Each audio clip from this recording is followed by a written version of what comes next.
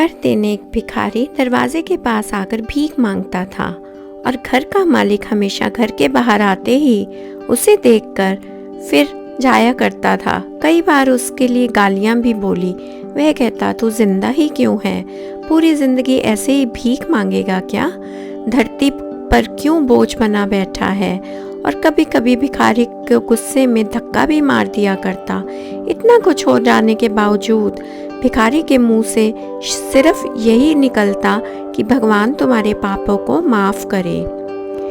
एक बार सेठ बहुत परेशान था, तभी उसके दरवाजे पर वह भिखारी आ गया। गुस्से में अपना आपा खोते हुए सेठ ने भिखारी को पत्थर दे मारा। पत्थर लगने के कारण भिखारी का सर फूट गया और उसके सर से खून बहने लगा। फिर भी दर्द से करहारते हुए भिखारी ने इतना ही कहा, भगवान तुम्हारे पापों को माफ करे। और ये कहकर भिखारी वहाँ से चला गया। सेठ सोच में पड़ गया, भिखारी को मैंने पत्थर मारा, फिर भी उसने प्रार्थना की। सेठ का मन शांत हुआ और वो भिखारी का रहस्य जानने के लिए भिखारी का पीछा करने लगा। भिखारी जहाँ जहाँ जाता सेठ उसका पीछा करता। सेठ ने देखा कि कई बार उसको खाना भी कोई देता, कोई अपमानित करता तो कोई गाली देता। लोग भिखारी के साथ जैसा चाहता वैसा व्यवहार करते, लेकिन भिखारी सबके लिए एक ही प्रार्थना करता, भगवान तुम्हारे पापों को माफ करे। भिखारी अपने घर जाने के लिए लौटा क्योंकि रात हो चुकी थी, लेकिन सेठ अब भी उसका पीछा कर रहा था। तो उसने देखा एक पुरानी टूटी सी खटिया में एक बूढ़ी औरत लेटी हुई थी, काफी कमजोर और बीमार लग रही थी। वह भिखारी की पत्नी थी।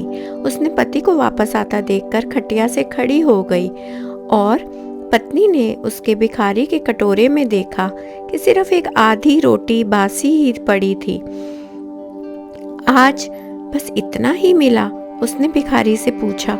और ये आपको चोट कैसे लगी? आज बस इतना ही मिला, किसी ने कुछ नहीं दिया, सबने गालियां दी और एक ने तो पत्थर भी फेंका, इसलिए मेरा सर भी फूट गया। एक गहरी ठंडी सांस लेकर बूढ़ा भिखारी फिर भी बोला कि ये मेरे पापों का फल है। तुम्हें याद है, कुछ साल पहले हमारे पास सब कुछ था, हर चीज जरूरत से ज्यादा थी, लेकिन हमने कभी किसी को दान नहीं दिया। और उससे भी बुरा हमने एक अंधे भिखारी के साथ किया जो हमारे द्वार पर भीख मांगने आया था। बूढ़ी औरत की आंखों में आंसू आ गए।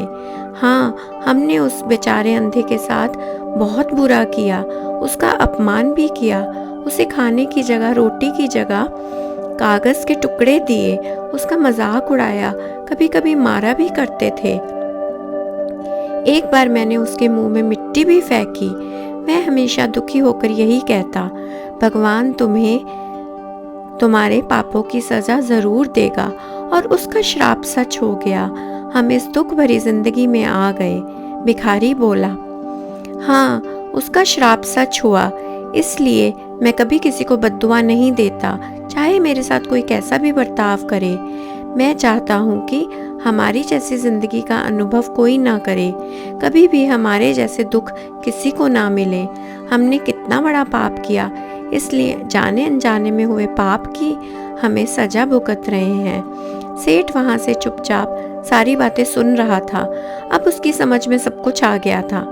भिखारी और उसकी पत्नी ने वह आधी रोटी मिल बांट के खाई और वो सो गए।